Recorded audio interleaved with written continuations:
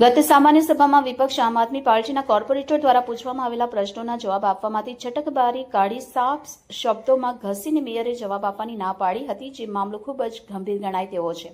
આ મુદ્દે આમ આદમી પાર્ટીના કોર્પોરેટર અને પદાધિકારીઓ મેયરને રજૂઆત કરવા અને સવાલના જવાબો માંગવા ગયા હતા, પરંતુ રાબેતા મુજબ જ મેયરે અડધો કલાક જેટલો સમય વિપક્ષના કોર્પોરેટરોને તેમના ચેમ્બરની બહાર રાહ જોવડાવી હતી।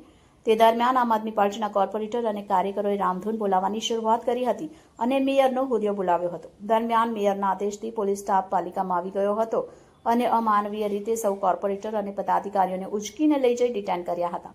ડિટેન થયેલા કોર્પોરેટરમાં વિપક્ષ નેતા પાયલ સાકરિયા, ઉપનેતા મહેશભાઈ અણઘડ, વિપક્ષ દંડક રચનાબેન હેરપરા, કોર્પોરેટર વિપુલ સુહાગિયા સહિત લોકસભા ઇન્ચાર્જ રજનીકાંત વાઘાણી અને અન્ય કાર્યકરો હતા। વિપક્ષ આમ આદમી પાર્ટી આ ઘટના બાદ મેયર પર આરોપ લગાવ્યો હતો કે તેઓ પોતાનું મનસ્વીપણું બતાવે છે અને લોકશાહીનું ગળું દબાવવાનો પ્રયાસ કરી રહ્યા છે।